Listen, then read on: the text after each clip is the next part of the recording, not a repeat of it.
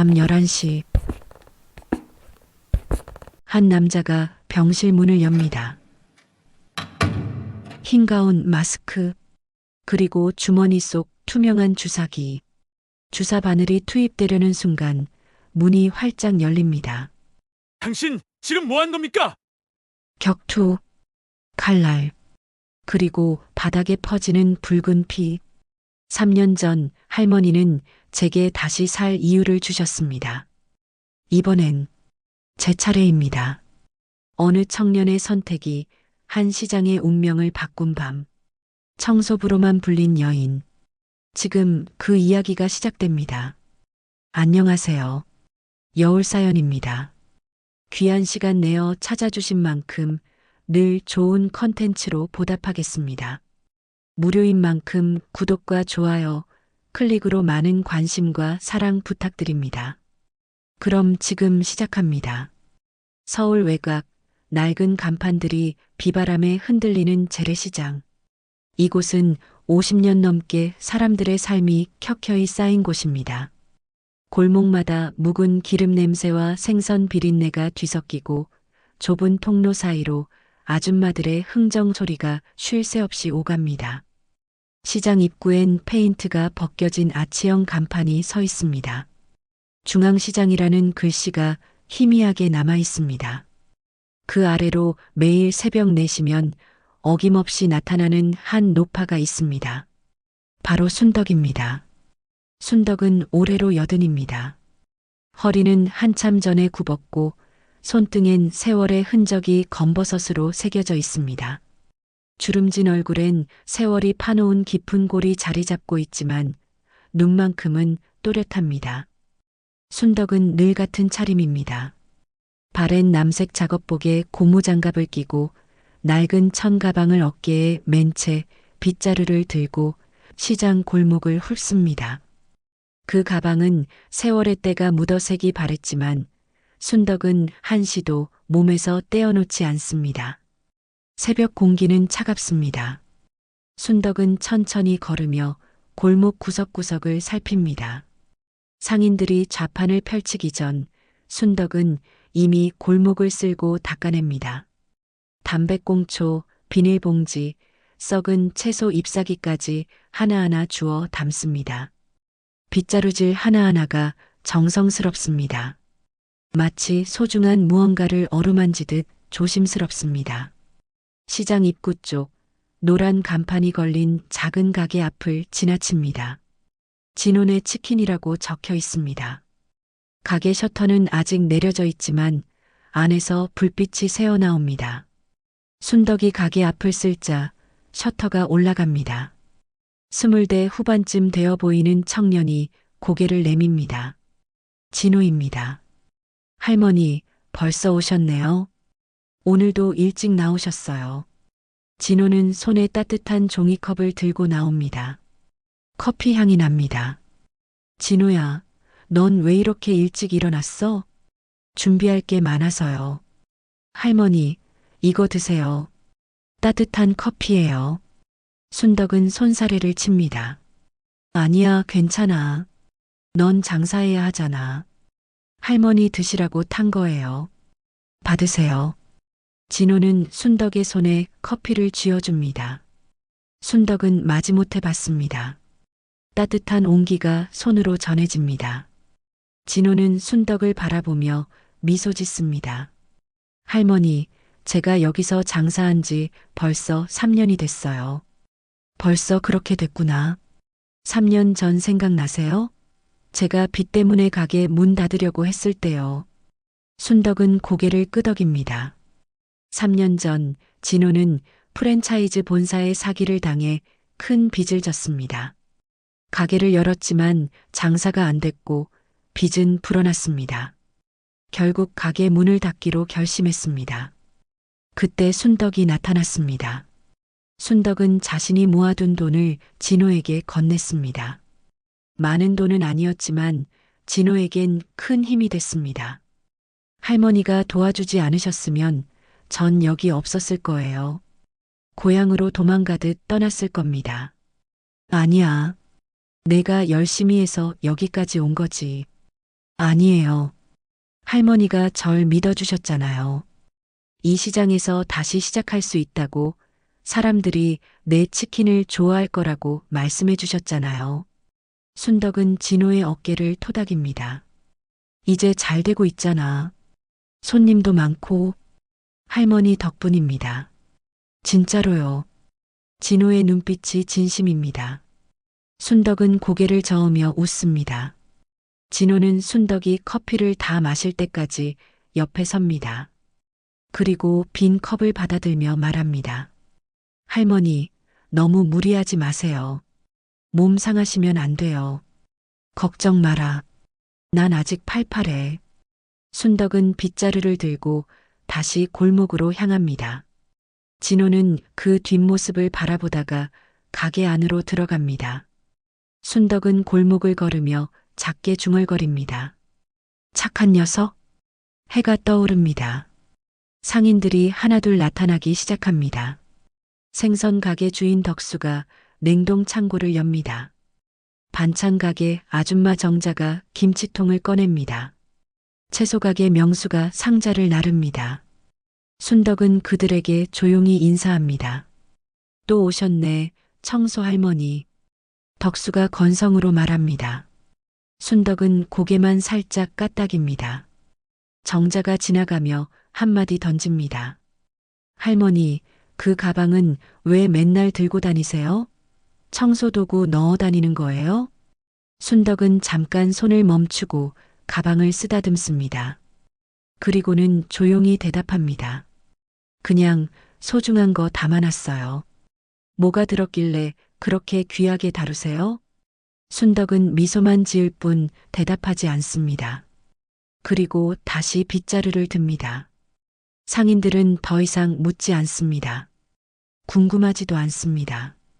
그저 매일 새벽 나타나 청소하는 할머니일 뿐입니다. 이름도 제대로 아는 사람이 드뭅니다. 그냥 청소 할머니로 불립니다. 해가 높이 뜨자 시장은 활기를 띱니다. 아침장을 보러 온 손님들이 좁은 골목을 메웁니다. 순덕은 구석 의자에 앉아 쉽니다. 가방을 무릎 위에 올려놓고 천천히 물을 마십니다. 시장을 오가는 사람들을 바라봅니다. 고춧값을 깎는 할머니, 생선을 고르는 아저씨, 떡볶이를 사먹는 학생들. 순덕의 눈엔 이 모든 게 소중합니다. 그런데 요즘 시장 분위기가 심상치 않습니다. 석 달 전 상인회에서 회장이 바뀌었습니다. 새로운 박 회장은 사업가 출신입니다. 말끝마다 발전과 수익을 입에 달고 삽니다. 40대 중반의 나이에 정장을 빼입고 다니며 악수할 때마다 명함을 건넵니다. 박 회장이 부임한 뒤로 시장엔 낯선 사람들이 자주 드나듭니다. 정장 입은 남자들이 줄자를 들고 건물을 재고 사진을 찍어갑니다. 상인들은 불안해합니다. 골목 여기저기서 수군거림이 들립니다. 저 사람들 뭐하러 온 거래? 재개발 이야기 나온다던데. 에이 설마. 여기가 얼마나 오래된 곳인데. 순덕도 듣습니다. 골목을 쓸다가 귀가 쫑긋해집니다. 하지만 말없이 빗자루만 듭니다. 시장 한가운데 서서 골목을 내려다봅니다.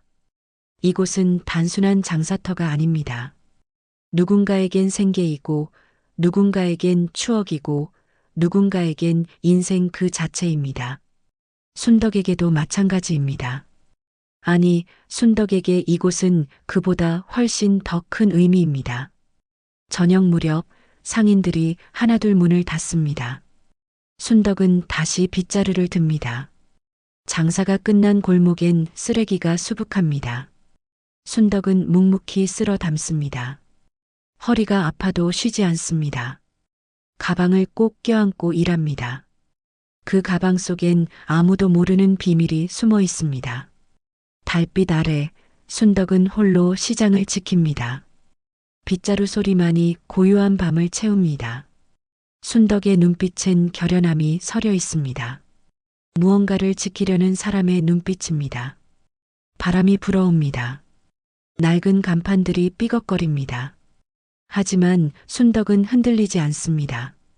이곳을 지키기로 마음먹은 지 오래입니다. 순덕은 가방을 꼭 껴안았습니다. 그 안에 든 것들의 무게가 어깨를 짓눌렀습니다.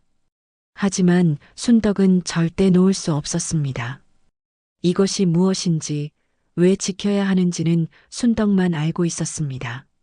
며칠 뒤 상인의 사무실에 상인들이 모여들었습니다. 박 회장이 긴급 회의를 소집한 것입니다. 좁은 사무실은 금세 사람들로 가득 찼습니다. 순덕도 구석에 조용히 서 있었습니다. 빗자루를 손에 쥔 채 가방을 어깨에 맨 채로 말입니다. 상인들은 순덕을 거들떠보지도 않았습니다. 그저 청소하러 온 할머니 정도로 여겼습니다. 박 회장이 단상 위에 섰습니다. 정장 차림에 넥타이를 메고 손에는 두툼한 서류 뭉치를 들고 있었습니다. 하지만 자세히 보면 박 회장의 얼굴엔 피로가 역력했습니다. 눈 밑에 다크서클이 짙었고 이마엔 식은땀이 맺혀 있었습니다.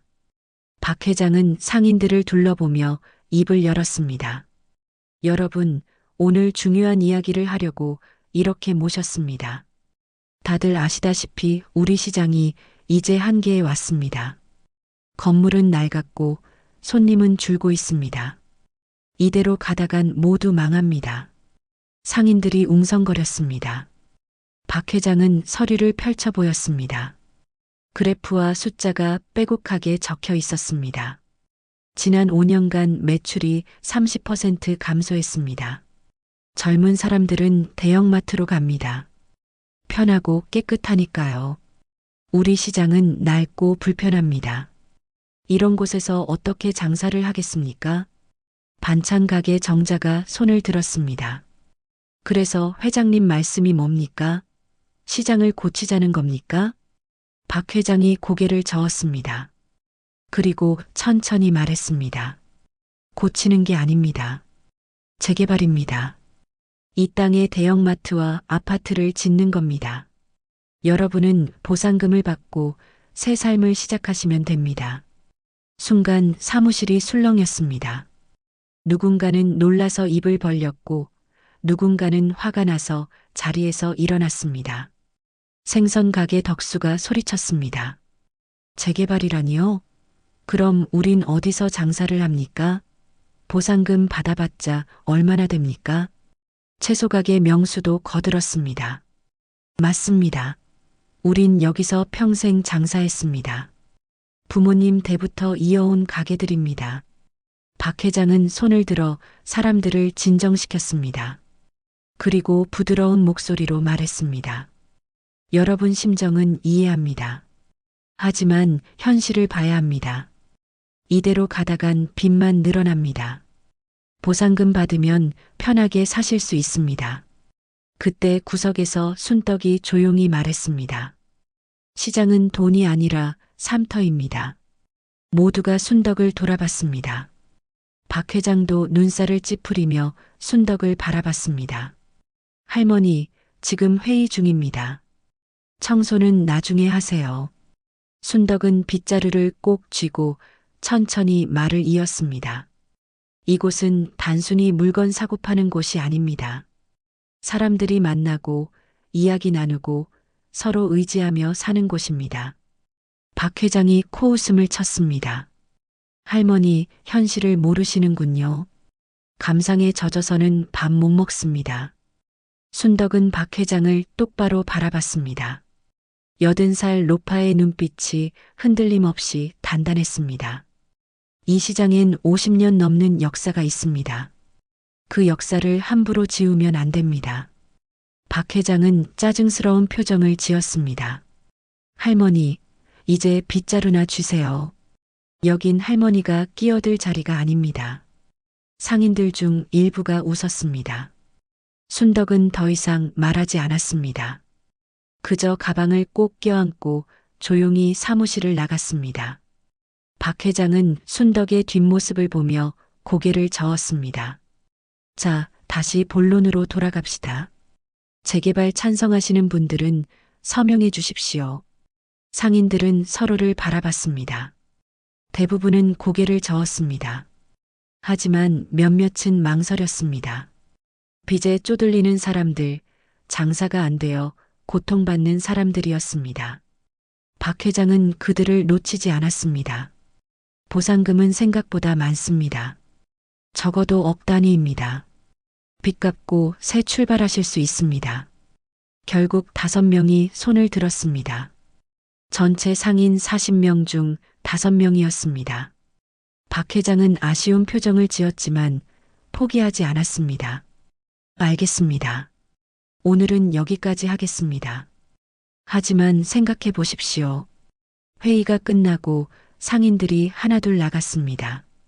골목에서 다시 수군거림이 시작되었습니다. 박 회장은 사무실에 혼자 남았습니다. 그리고 핸드폰을 꺼내 전화를 걸었습니다. 손이 떨렸습니다.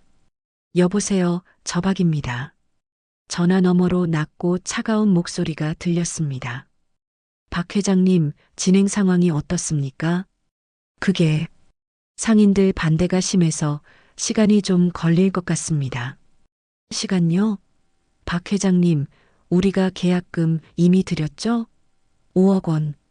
박 회장의 얼굴이 창백해졌습니다. 알고 있습니다. 하지만 조금만 더 시간을. 다음 달 말까지입니다. 그때까지 땅 확보 못하시면 계약금 배로 물어내셔야 합니다. 아시죠?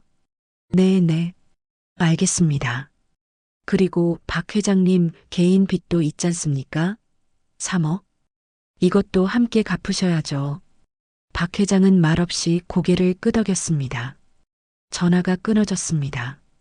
박 회장은 주저앉았습니다. 손으로 얼굴을 감쌌습니다. 한 달 안에 재개발을 성사시키지 못하면 인생이 끝났습니다. 5억에 3억, 8억 원의 빚을 갚을 방법이 없었습니다. 가족도 집도 모든 게 날아갈 것입니다. 박 회장은 이를 악물었습니다. 어떻게든 해야 했습니다. 상인들을 설득해야 했습니다. 아니면 다른 방법을 찾아야 했습니다. 박 회장의 눈빛이 차갑게 변했습니다. 저녁 무렵 박 회장은 다시 전화를 걸었습니다. 이번엔 다른 번호였습니다. 나야. 급한 일이 생겼어. 만날 수 있어? 전화 너머로 남자의 목소리가 들렸습니다. 뭔데? 말로는 안 되겠어. 다른 방법이 필요해. 내가 도와줘야 해. 알았어. 내일 봐. 전화를 끊은 박 회장의 얼굴에 차갑고 계산적인 미소가 번졌습니다. 일주일이 지났습니다. 시장은 여느 때처럼 아침을 맞았습니다. 순덕도 어김없이 새벽 4시에 나타나 골목을 쓸었습니다. 하지만 공기가 달랐습니다. 뭔가 불길한 기운이 시장을 감싸고 있었습니다. 순덕은 빗자루를 들고 걸으며 주위를 살폈습니다. 평소보다 골목이 더 어둡게 느껴졌습니다. 새벽 5시쯤 골목 저편에서 비명소리가 들렸습니다. 불이야, 불이야. 순덕이 빗자루를 떨어뜨리고 달려갔습니다. 시장 끝자락 창고가 밀집된 곳에서 연기가 피어올랐습니다. 불길이 창고 하나를 휘감고 있었습니다. 순덕은 숨이 턱까지 찼지만 멈추지 않았습니다. 상인들이 하나둘 달려왔습니다. 누군가는 소화기를 들고 누군가는 물통을 들고 왔습니다. 빨리 불 꺼요. 옆 가게로 번지면 큰일 나요. 덕수가 소리치며 소화기를 뿌렸습니다. 명수와 정자도 물을 끼얹었습니다. 다행히 불은 크게 번지지 않았습니다. 창고 하나만 검게 그을렸을 뿐 다른 곳은 무사했습니다. 소방차가 도착했을 때는 이미 불이 거의 꺼진 뒤였습니다. 소방관들이 현장을 조사했습니다. 창고 안을 살펴보며 고개를 갸우뚱했습니다. 한 소방관이 동료에게 말했습니다. 이상하네요. 출하 지점이 전기 배선 쪽인데 여긴 창고잖아요. 밤에 전기를 쓸 일이 없는데 말이죠. 누가 담배꽁초라도 버렸나? 그것도 아닌 것 같은데요. 좀 더 조사해 봐야겠습니다. 상인들은 불안한 얼굴로 둘러섰습니다. 순덕도 그 자리에 있었습니다. 검게 그을린 창고를 바라보며 미간을 찌푸렸습니다. 뭔가 이상했습니다. 창고는 평소 잠겨 있었습니다. 밤에 누가 들어갈 이유가 없었습니다. 그런데 어떻게 불이 났을까요? 해가 뜨자 기자들이 몰려왔습니다. 카메라를 들고 현장을 찍고 상인들을 인터뷰했습니다. 저녁 뉴스에 시장 화재 소식이 대서특필되었습니다. 50년 역사의 중앙시장, 새벽 화재로 몸살, 노후 건물 안전 문제 심각. 신문도 마찬가지였습니다. 다음 날 아침 신문 헤드라인에 큼직하게 실렸습니다. 노후 시장, 화재 위험 심각. 안전 위에 철거 불가피. 상인들은 신문을 보며 술렁였습니다. 골목 여기저기서 불안한 목소리가 터져 나왔습니다. 화재라니 진짜 무섭네. 또 불나면 어쩌지? 우리 가게도 위험한 거 아냐? 애들 데리고 여기서 장사하기 무섭다. 차라리 보상받고 나가는 게 나을까? 순덕은 신문을 읽으며 입술을 깨물었습니다. 기사 내용이 이상했습니다. 마치 누군가 의도적으로 시장을 위험한 곳으로 몰아가는 것 같았습니다. 순덕은 빗자루를 들고 화재 현장으로 갔습니다. 소방 조사가 끝난 뒤였지만 순덕은 혼자 창고 주변을 살폈습니다. 창고 문 근처에 발자국이 찍혀 있었습니다. 새벽 이슬에 젖은 흙 위에 선명하게 남은 발자국이었습니다. 순덕은 허리를 굽혀 자세히 봤습니다. 발자국은 창고 안쪽으로 향했다가 다시 나왔습니다. 순덕은 주위를 더 살폈습니다. 골목 구석에 담배꽁초 하나가 떨어져 있었습니다. 순덕은 그것을 주워 손에 쥐었습니다. 오후에 상인회가 다시 열렸습니다. 박 회장이 단상에 섰습니다. 얼굴에는 걱정스러운 표정이 가득했습니다. 여러분, 이번 화재로 모두 놀라셨을 겁니다. 다행히 큰 피해는 없었지만 이건 경고입니다. 우리 시장이 얼마나 위험한지 보여주는 신호입니다. 상인들은 고개를 끄덕였습니다. 박 회장은 계속 말했습니다. 소방서에서도 노후 건물 때문에 언제든 큰 화재가 날 수 있다고 경고했습니다. 여러분 목숨이 달린 문제입니다. 이제라도 재개발에 동의하십시오. 안전하게 사는 게 먼저입니다. 이번엔 더 많은 사람들이 흔들렸습니다. 아이를 키우는 젊은 상인들은 특히 두려워했습니다. 정자가 떨리는 목소리로 말했습니다. 회장님 말씀이 맞을지도 몰라요. 우리 손주들 생각하면 여기서 장사하는 게 무섭네요. 덕수도 고개를 끄덕였습니다. 나도 솔직히 걱정돼. 밤에 잠도 제대로 못 자겠어. 그때 순덕이 손을 들었습니다. 모두가 순덕을 봤습니다. 순덕은 천천히 일어나 말했습니다. 불은 사람이 낸 겁니다. 시장 잘못이 아니에요. 박 회장이 인상을 썼습니다. 할머니, 또 쓸데없는 소리 하시네요. 증거라도 있습니까? 순덕은 주머니에서 담배꽁초를 꺼냈습니다. 이걸 화재 현장 근처에서 주웠습니다. 그리고 발자국도 있었어요. 누군가 밤에 창고에 들어갔다 나온 흔적이요. 박 회장이 비웃었습니다. 담배꽁초요? 그게 무슨 증거입니까? 시장에 담배 피우는 사람 얼마나 많은데요. 할머니, 이제 나이 드셔서 헛것 보시는 거 아닙니까? 상인들 중 몇몇이 웃었습니다. 순덕은 얼굴이 붉어졌지만 참았습니다. 저는 분명히 봤습니다. 이건 일부러 낸 불이에요. 여러분을 겁주려고 낸 불입니다. 명수가 고개를 저었습니다.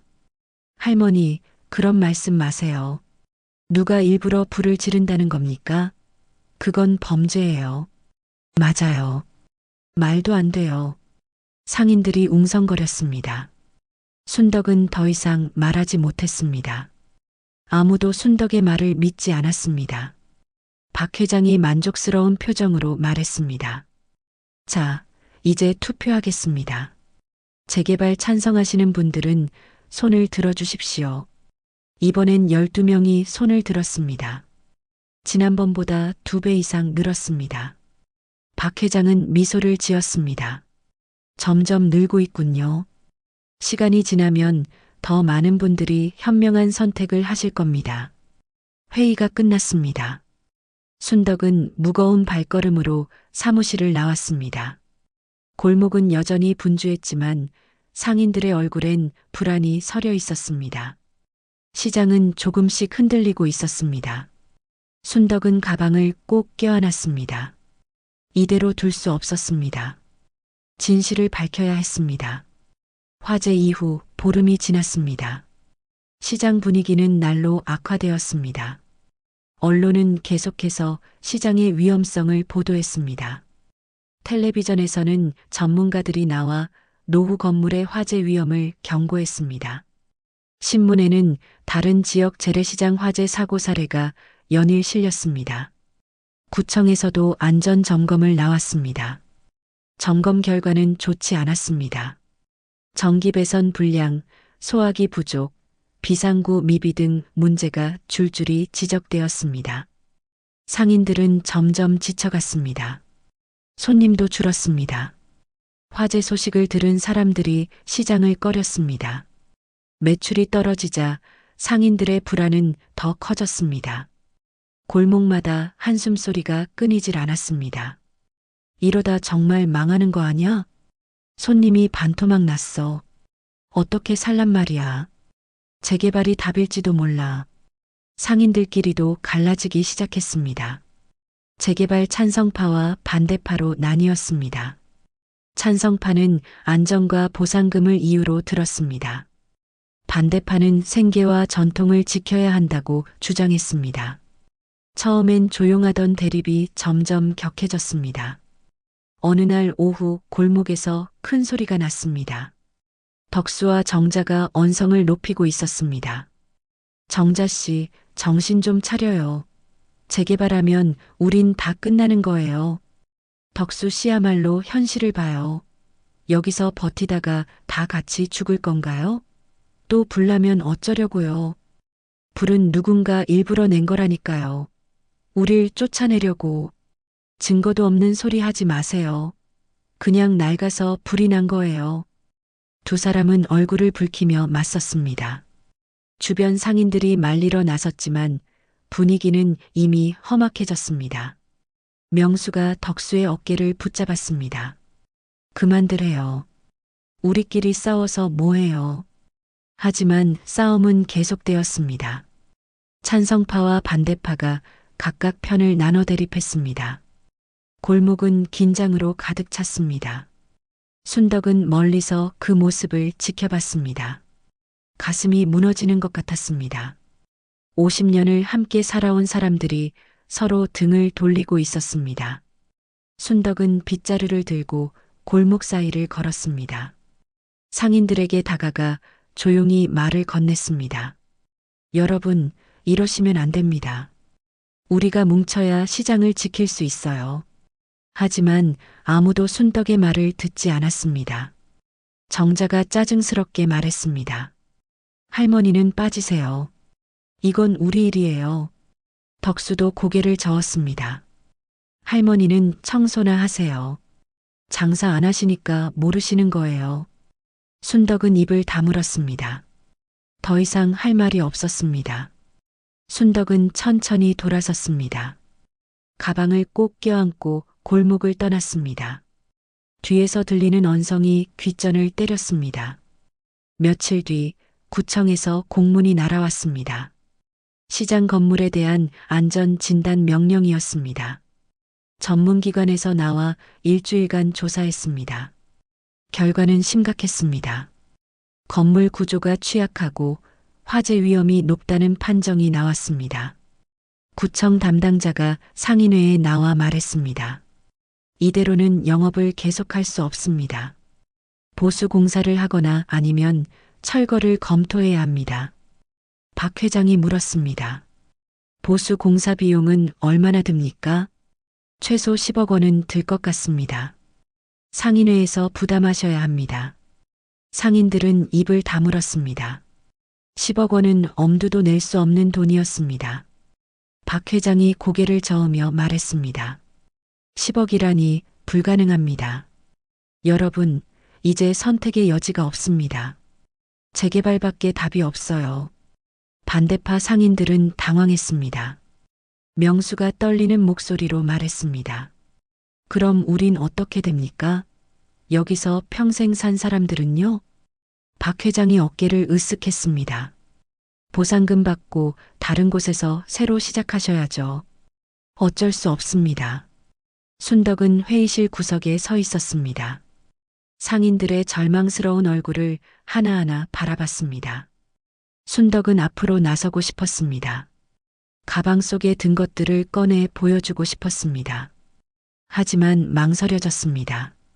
지금 꺼내 보여도 아무도 믿지 않을 것 같았습니다.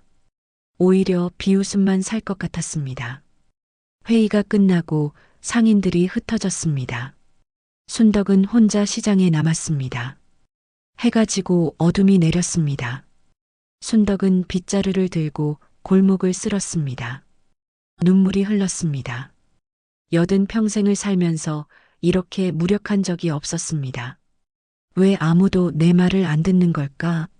순덕은 중얼거렸습니다. 가방을 열어 안을 들여다봤습니다. 낡은 서류들과 사진이 보였습니다. 순덕과 남편이 함께 시장을 세우던 날의 사진이었습니다. 젊은 시절 두 사람은 웃고 있었습니다. 희망으로 가득한 얼굴이었습니다. 여보, 내가 제대로 지키지 못했어요. 미안해요. 순덕은 사진을 쓰다듬으며 울었습니다. 달빛이 순덕의 구부정한 등을 비쳤습니다. 시장은 조용했습니다. 너무나 조용했습니다. 마치 죽어가는 것처럼 느껴졌습니다. 다음 날 아침 상인회 게시판에 공고가 붙었습니다. 재개발 최종 투표 일정이었습니다. 이번 주 토요일 최종 결정을 내린다는 내용이었습니다. 찬성이 과반을 넘으면 재개발이 확정됩니다. 상인들은 공고를 보며 무거운 한숨을 쉬었습니다. 순덕도 공고를 봤습니다. 시간이 얼마 남지 않았습니다. 순덕은 가방을 꼭 껴안았습니다. 이제 결심해야 했습니다. 더 이상 숨어 있을 수 없었습니다. 하지만 여전히 두려웠습니다. 과연 사람들이 믿어줄까요? 아니면 또다시 외면당할까요? 순덕은 골목을 천천히 걸었습니다. 빗자루를 들고 가방을 메고 구부정한 몸으로 걸었습니다. 순덕을 아는 사람은 아무도 없었습니다. 그저 청소하는 할머니일 뿐이었습니다. 하지만 사실을 밝혀야 할 때가 다가오고 있었습니다. 토요일 아침이 밝았습니다. 최종 투표일이었습니다. 시장은 이른 아침부터 긴장감으로 가득했습니다. 상인들은 평소보다 일찍 나왔습니다. 장사를 준비하면서도 계속 시계를 봤습니다. 투표는 오후 2시에 시작됩니다. 그 전까지 상인들은 마음을 정해야 했습니다. 순덕도 새벽같이 나왔습니다. 하지만 빗자루를 들지 않았습니다. 가방만 꼭 껴안고 시장 입구에 앉아 있었습니다. 지나가는 상인들을 하나하나 바라봤습니다. 순덕의 눈빛은 슬펐습니다. 오늘이 마지막 기회였습니다. 오늘 투표에서 찬성이 과반을 넘으면 모든 게 끝납니다. 오전 10시쯤 구청 차량이 도착했습니다. 공무원 서너 명이 내렸습니다. 그리고 뒤따라 큰 트럭이 들어왔습니다. 철거 기계를 실은 트럭이었습니다. 노란색 포크레인이 시장 입구에 우뚝 섰습니다. 상인들은 숨이 막혔습니다. 저게 뭡니까? 아직 투표도 안 했는데. 명수가 공무원에게 달려가 물었습니다. 공무원은 서류를 꺼내 보여줬습니다. 구청 명령입니다.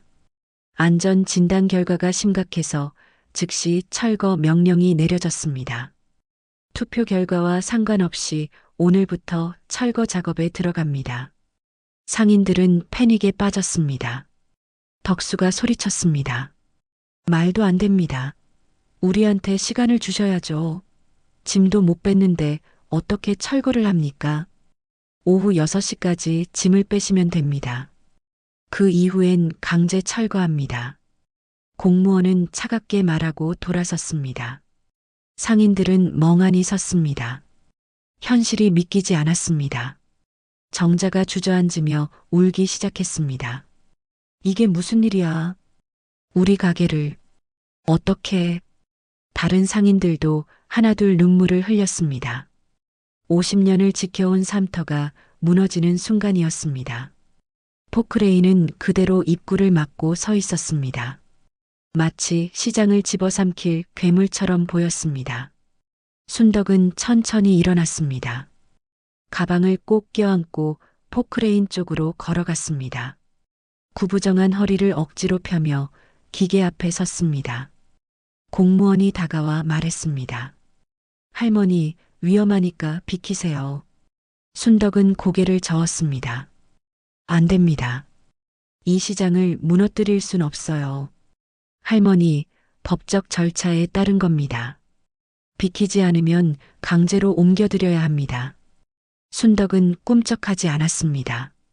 그저 포크레인 앞을 막아섰습니다. 80살 노파의 작은 몸이 거대한 기계 앞에 섰습니다. 상인들이 그 모습을 봤습니다. 누군가 중얼거렸습니다. 청소 할머니가 저러시네. 저러다 다치시겠어. 하지만 아무도 나서지 않았습니다.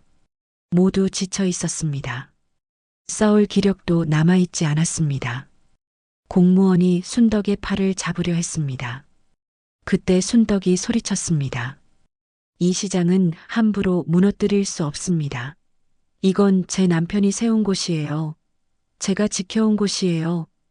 공무원이 어이없다는 표정을 지었습니다. 할머니, 무슨 말씀을? 저는 그냥 청소부가 아닙니다. 순덕은 가방을 열었습니다. 손이 떨렸지만 멈추지 않았습니다. 가방 속에서 낡은 서류 봉투를 꺼냈습니다. 그리고 천천히 서류를 펼쳤습니다. 상인들이 하나둘 모여들었습니다. 순덕은 서류를 높이 들었습니다. 이게 뭔지 아십니까? 이 시장 땅의 소유권 증서입니다. 순간 주변이 조용해졌습니다. 상인들은 눈을 크게 떴습니다. 공무원도 당황한 표정을 지었습니다. 순덕은 계속 말했습니다. 53년 전 제 남편과 저는 이 땅을 샀습니다. 아무것도 없던 빈터에 시장을 세웠습니다. 사람들이 모이고 장사를 시작하고 공동체가 생겼습니다. 이 모든 게 저희가 만든 겁니다. 순덕은 또 다른 서류를 꺼냈습니다. 오래된 사진들이었습니다. 젊은 시절 순덕과 남편이 시장을 짓는 모습이 담긴 사진들이었습니다. 상인들은 숨을 죽이고 사진을 봤습니다. 남편은 초대 상인회장이었습니다. 시장을 키우고 상인들을 모으고 이곳을 살림터로 만들었습니다. 하지만 15년 전 남편이 세상을 떠났습니다. 그 뒤로 저는 제 이름을 숨겼습니다. 덕수가 떨리는 목소리로 물었습니다. 왜 숨기셨습니까? 순덕은 눈물을 닦으며 대답했습니다. 탐내는 사람들 때문입니다. 이 땅이 제 소유라는 걸 알면 빼앗으려는 사람들이 나타날 거라 생각했습니다. 그래서 저는 청소부가 됐습니다. 아무도 모르게 조용히 이 시장을 지키기로 했습니다. 정자가 손으로 입을 막았습니다. 눈에 눈물이 고였습니다. 명수는 고개를 떨구었습니다. 상인들은 충격에 빠졌습니다. 그동안 무시했던 청소 할머니가 사실은 이 시장의 주인이었다니. 공무원이 서류를 받아들었습니다. 자세히 살펴봤습니다. 그리고 동료에게 확인을 요청했습니다. 잠시 후 고개를 끄덕였습니다. 서류가 진짜입니다. 이 땅은 순덕 할머니 명의로 되어 있습니다. 상인들 사이에서 웅성거림이 터져 나왔습니다. 순덕은 포크레인을 바라보며 말했습니다. 제가 허락하지 않는 한 이 시장은 무너뜨릴 수 없습니다. 저는 철거에 동의하지 않습니다. 공무원은 난처한 표정을 지었습니다. 무전기로 구청의 상황을 보고했습니다. 잠시 후 지시가 내려왔습니다. 일단 철거를 중단하라. 법적 검토가 필요하다. 포크레인 시동이 꺼졌습니다. 공무원들은 철수했습니다. 상인들은 그 자리에 멍하니 섰습니다. 순덕은 서류를 다시 가방에 넣었습니다. 그리고 천천히 돌아서려 했습니다. 그 순간 순덕의 다리가 휘청거렸습니다. 온 힘을 다 쓴 몸이 버티지 못했습니다. 할머니, 덕수가 달려가 순덕을 붙잡았습니다. 순덕은 그의 품에 쓰러졌습니다. 의식이 흐려졌습니다. 상인들이 황급히 순덕을 둘러쌌습니다. 누군가 구급차를 불렀습니다. 순덕은 흐릿한 의식 속에서 중얼거렸습니다. 시장을 지켜야 해요. 그리고 순덕의 눈이 감겼습니다. 병원 응급실 복도는 하얗고 차갑습니다. 상인들이 의자에 앉아 기다리고 있습니다. 덕수는 손을 비비며 초조하게 앉았다 섰다를 반복합니다. 정자는 손수건으로 눈물을 닦습니다. 명수는 벽에 기대서서 천장을 바라봅니다. 모두의 얼굴에 죄책감이 서려 있습니다. 그때 응급실 문이 열립니다. 의사가 나옵니다. 상인들이 벌떡 일어납니다. 의사는 피곤한 얼굴로 말합니다. 과로와 탈진입니다. 나이가 많으셔서 회복이 좀 느릴 겁니다. 지금은 안정을 취하고 계십니다. 의식은 돌아오셨습니까? 네, 깨어나셨습니다. 하지만 몸이 많이 약하십니다. 무리하시면 안 됩니다. 상인들은 안도의 한숨을 쉽니다. 의사가 병실 번호를 알려주고 들어갑니다. 상인들은 잠시 후 병실로 향합니다. 다음 날 오후 순덕은 병실 침대에 반쯤 기대 앉아 있었습니다. 링거를 맞으며 창밖을 바라보고 있었습니다. 병실 문이 노크 소리와 함께 열렸습니다. 진호가 들어왔습니다. 손에 과일 바구니와 작은 가방을 들고 있었습니다. 할머니, 괜찮으세요?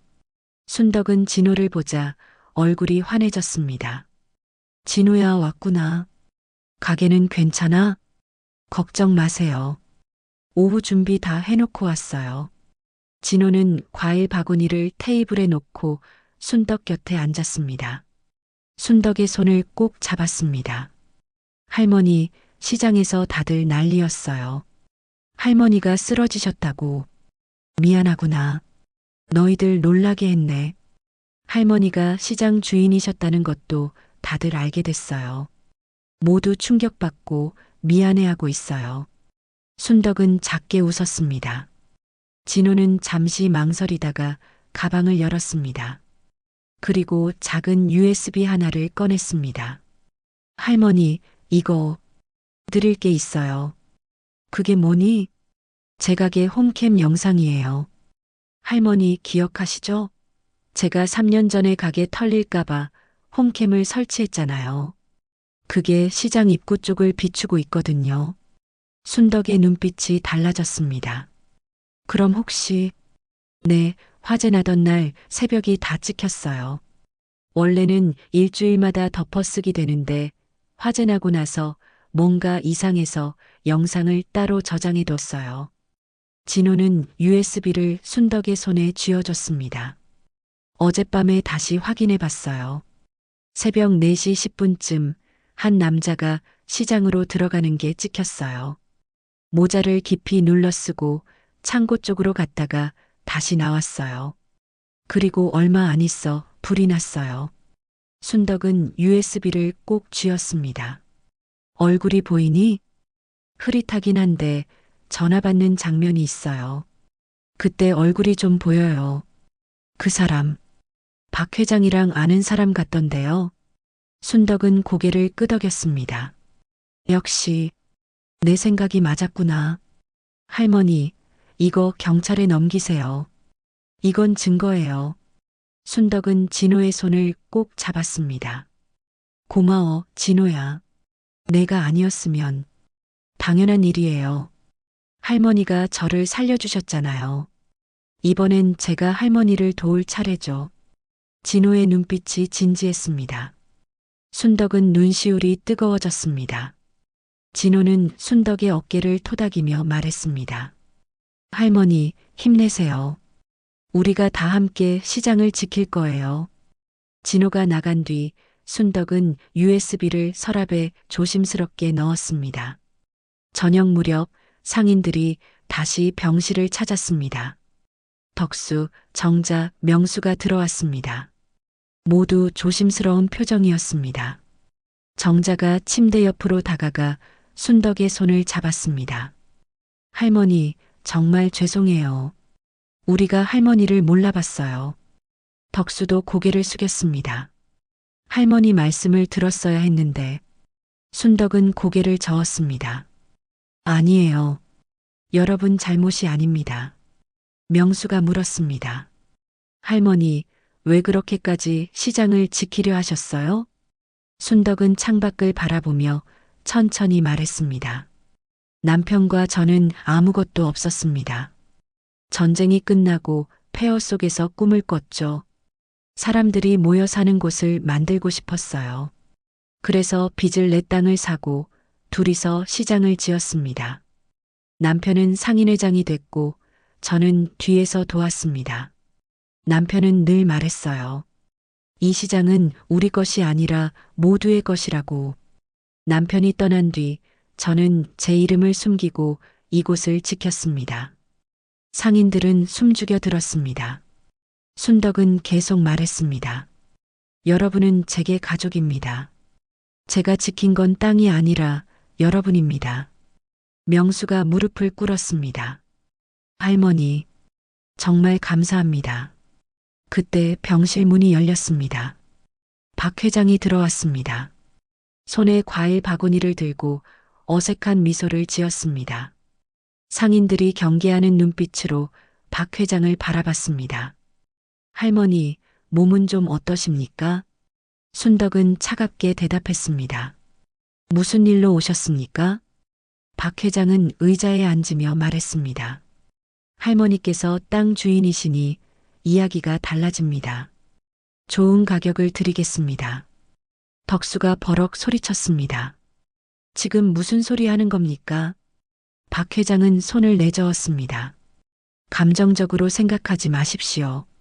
할머니도 편히 사실 수 있잖습니까? 순덕은 단호하게 말했습니다. 저는 절대 팔지 않습니다. 그때 순덕은 서랍을 열었습니다. USB를 꺼내 손에 쥐었습니다. 박 회장님, 이게 뭔지 아십니까? 박 회장의 얼굴이 굳었습니다. 이건 화재 당일 유일하게 켜져 있던 어떤 가게의 홈캠 영상입니다. CCTV는 막으셨어도 이건 모르셨겠죠? 박 회장의 얼굴이 하얗게 질렸습니다. 그게 이 안에 누가 창고에 들어갔는지 다 담겨 있습니다. 경찰에 넘길 겁니다. 박 회장은 벌떡 일어났습니다.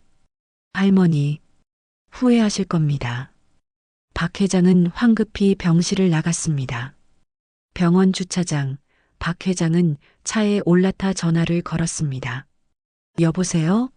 급한 일이 생겼습니다. 저 할머니, 제거해야겠습니다. 지금 당장요. 다음 날 밤 병원은 조용했습니다. 복도엔 간호사들의 발소리만 가끔 들렸습니다. 순덕은 병실에서 잠들어 있었습니다. 링거가 천천히 떨어지고 심전도 기계가 규칙적인 소리를 냈습니다. 창밖엔 달빛이 희미하게 비쳤습니다. 같은 시각 시장에서는 진호가 치킨집 문을 닫고 있었습니다. 하루 장사를 마친 뒤였습니다. 진호는 셔터를 내리고 열쇠로 잠갔습니다.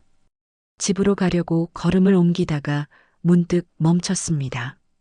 순덕의 얼굴이 떠올랐습니다. 할머니, 지금 혼자 계시겠네. 진호는 발길을 돌렸습니다. 병원으로 가야겠다는 생각이 들었습니다. 3년 전 자신이 무너져 있을 때 순덕이 손을 내밀어 줬습니다. 그때 순덕이 없었다면 진호는 여기 없었을 것입니다. 이번엔 자신이 할머니를 지켜야 한다는 생각이 강하게 들었습니다. 진호는 편의점에 들러 과일 바구니를 샀습니다. 그리고 택시를 타고 병원으로 향했습니다. 병원에 도착하니 밤 11시였습니다. 면회 시간은 이미 지났습니다. 간호사 스테이션에 진호가 다가갔습니다. 저기요, 입원하신 분 면회하려고 하는데요. 간호사가 시계를 보며 말했습니다. 면회 시간이 지났는데요. 내일 오세요. 제발 부탁드립니다. 할머니 혼자 계셔서 걱정돼서요. 잠깐만 얼굴 보고 올게요. 진호의 간절한 눈빛을 본 간호사는 잠시 망설이다가 고개를 끄덕였습니다. 10분만이에요. 할머니 깨우시면 안 됩니다. 감사합니다. 진호는 과일 바구니를 들고 복도를 걸었습니다. 순덕의 병실 번호를 확인하고 조용히 문을 열었습니다. 같은 시각 복도 반대편에서 한 남자가 나타났습니다. 흰색 가운을 입고 마스크를 쓴 채였습니다. 언뜻 보면 의사처럼 보였습니다. 남자는 차트를 들고 복도를 걸었습니다. 간호사 스테이션을 지나칠 때도 자연스럽게 고개를 숙여 인사했습니다. 남자는 순덕의 병실 앞에 섰습니다. 주위를 살피고 문을 조심스럽게 열었습니다. 순덕은 여전히 잠들어 있었습니다. 남자는 병실 안으로 들어와 문을 닫았습니다. 그리고 주머니에서 작은 주사기를 꺼냈습니다. 투명한 액체가 주사기 안에 들어 있었습니다. 남자는 링거줄에 다가갔습니다. 주사기 바늘을 링거 주입구에 꽂으려는 순간이었습니다. 당신 누구세요? 지금 뭐 하는 겁니까? 진호가 병실 안으로 들어왔습니다. 남자가 링거에 뭔가를 주입하려는 모습을 본 것입니다. 순간적으로 이상함을 느꼈습니다. 밤 11시에 링거를 교체할 리 없었습니다. 남자가 돌아봤습니다. 마스크 너머로 차가운 눈빛이 보였습니다. 남자는 주사기를 재빨리 주머니에 넣으려 했습니다. 진호가 소리쳤습니다. 도둑이야. 사람 살려. 남자는 진호를 향해 달려들었습니다. 진호는 과일 바구니를 던지며 막았습니다. 두 사람이 뒤엉켰습니다. 남자는 힘이 셌습니다. 진호를 밀쳐내고 문을 향해 달렸습니다. 진호는 넘어지면서도 남자의 다리를 붙잡았습니다. 놓지 마. 이 사람 잡아야 해. 순덕이 소음에 깼습니다. 눈을 뜨자 두 남자가 싸우는 모습이 보였습니다. 순덕은 비명을 질렀습니다. 누구세요? 뭐 하는 겁니까? 남자는 진호를 발로 찼습니다. 진호는 복부를 맞고 신음했습니다. 하지만 놓지 않았습니다. 남자는 주머니에서 칼을 꺼냈습니다. 작은 칼날이 불빛에 반짝였습니다. 나, 안 그러면 찌른다. 진호는 눈을 크게 떴습니다. 하지만 여전히 남자를 놓지 않았습니다. 3년 전 순덕이 자신을 살렸습니다. 이번엔 자신이 할머니를 지킬 차례였습니다. 남자는 칼을 휘둘렀습니다. 진호의 팔에 칼날이 스쳤습니다. 붉은 피가 흘러내렸습니다. 진호는 비명을 질렀지만 버텼습니다. 그 사이 순덕이 비상벨을 눌렀습니다. 복도에 경보음이 울렸습니다. 간호사들이 달려왔습니다. 남자는 당황했습니다. 진호를 세게 밀쳐내고 창문 쪽으로 달렸습니다. 하지만 문이 열리며 경비원이 들어왔습니다. 움직이지 마. 남자는 갇혔습니다. 경비원과 간호사들이 남자를 제압했습니다. 남자는 바닥에 눌린 채 몸부림쳤지만 소용없었습니다. 경찰이 곧 도착했습니다. 남자는 수갑이 채워졌습니다. 진호는 바닥에 주저앉아 팔을 감싸 쥐었습니다. 피가 계속 흘렀습니다. 간호사들이 황급히 지혈을 했습니다. 순덕은 침대에서 일어나 진호에게 다가갔습니다. 진호야, 괜찮니? 진호는 창백한 얼굴로 웃으며 말했습니다. 할머니, 다행이에요. 제가 늦지 않았네요. 왜 이렇게까지 다쳤잖아. 할머니를 지켜야죠. 할머니는 저를 살려주셨으니까요. 진호의 목소리가 떨렸습니다. 간호사들이 진호를 들것에 옮겼습니다. 상처가 깊었습니다. 순덕은 진호의 손을 꼭 잡았습니다. 고마워요. 정말 고마워요. 진호는 고개를 끄덕이고 응급실로 실려갔습니다. 경찰은 남자를 조사했습니다. 남자의 주머니에서 주사기와 통화 기록이 나왔습니다. 박 회장과의 통화 내역이 명확했습니다. 다음 날 경찰은 박 회장을 긴급 체포했습니다. 상인들이 그 모습을 봤습니다. 박 회장은 고개를 숙인 채 경찰차에 실렸습니다. 저는 아무것도 안 했습니다. 하지만 증거는 명백했습니다. 순덕이 제출한 USB 영상, 통화 기록, 그리고 살인 청부 증거까지 모든 것이 박 회장을 가리켰습니다. 석 달 뒤 법정이 열렸습니다. 순덕도 증인으로 출석했습니다. 상인들도 모두 방청석에 앉았습니다. 회복 중인 진호도 팔에 붕대를 감고 나왔습니다. 박 회장은 피고석에 앉아 고개를 숙이고 있었습니다. 검사가 일어나 말했습니다. 피고는 재개발을 위해 방화를 교사했고 증인을 살해하려 했습니다. 극악무도한 범죄입니다. 순덕이 증인석에 섰습니다. 판사가 물었습니다. 증인께서 하실 말씀이 있습니까? 순덕은 박 회장을 바라봤습니다.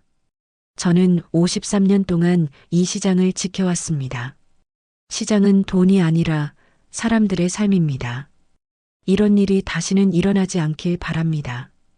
판사는 고개를 끄덕였습니다. 그리고 판결을 내렸습니다. 피고 박모 씨는 방화교사 및 살인 미수 혐의로 징역 7년을 선고한다. 시장 재개발 추진은 무효로 한다. 망치 소리가 울렸습니다. 방청석에서 박수가 터져 나왔습니다. 상인들은 서로를 끌어안고 울었습니다. 순덕은 조용히 미소 지었습니다. 긴 싸움이 끝났습니다. 판결이 내려진 지 한 달이 지났습니다. 시장은 다시 활기를 되찾았습니다. 철거 위기는 완전히 사라졌습니다. 손님들도 돌아왔습니다. 골목마다 웃음소리가 넘쳤습니다. 상인들은 예전보다 더 열심히 장사했습니다. 시장을 지켜냈다는 자부심이 얼굴에 가득했습니다. 어느 화창한 토요일 오전 시장 입구에 사람들이 모였습니다. 상인들뿐 아니라 단골 손님들, 동네 주민들까지 모두 나왔습니다. 시장 입구엔 천으로 가려진 커다란 간판이 서 있었습니다. 오늘은 새 간판 제막식이 있는 날이었습니다. 순덕은 상인들 사이에 서 있었습니다. 여전히 낡은 작업복을 입고 가방을 어깨에 메고 있었습니다. 하지만 이젠 아무도 순덕을 청소부로 보지 않았습니다. 모두가 순덕을 존경의 눈빛으로 바라봤습니다. 덕수가 마이크를 잡았습니다. 여러분, 오늘은 뜻깊은 날입니다. 우리 시장이 새로운 이름을 갖게 됐습니다. 이 시장을 53년 동안 지켜오신 분, 우리를 위해 모든 걸 바치신 분의 이름을 따서 말입니다. 상인들이 박수를 쳤습니다. 순덕은 어색하게 손을 흔들었습니다. 정자가 순덕의 손을 잡고 단상으로 이끌었습니다. 순덕은 사양했지만 상인들의 손에 이끌려 앞으로 나갔습니다. 명수가 말했습니다. 할머니, 이젠 숨지 마세요. 할머니는 우리의 영웅입니다. 할머니가 아니었다면 이 시장은 사라졌을 겁니다. 순덕은 고개를 저었습니다. 아니에요. 여러분이 함께 지켜낸 겁니다. 저 혼자선 아무것도 못했어요. 아닙니다. 할머니가 계셨기에 우리도 용기를 낼 수 있었어요. 팔에 붕대를 감은 진호가 다가왔습니다. 많이 회복됐지만 아직 완전히 낫지는 않았습니다. 진호는 순덕에게 꽃다발을 건넸습니다. 할머니, 정말 감사합니다. 할머니 덕분에 제가 용기를 배웠어요. 소중한 것을 지키는 게 뭔지 알았어요. 순덕은 진호를 꼭 안았습니다. 진호야, 고마워. 내가 아니었으면 난 지금 이 자리에 없었을 거야. 당연한 일 했을 뿐이에요. 덕수가 간판을 가린 천을 잡았습니다. 자, 이제 새 이름을 공개하겠습니다. 하나, 둘, 셋. 천이 떨어졌습니다. 큰 간판이 드러났습니다. 파란 바탕에 흰 글씨로 이렇게 적혀 있었습니다. 순덕시장. 사람들이 환호했습니다. 박수가 쏟아졌습니다. 순덕은 간판을 올려다봤습니다. 눈시울이 뜨거워졌습니다. 53년 동안 숨겨왔던 이름이 이렇게 크게 걸렸습니다.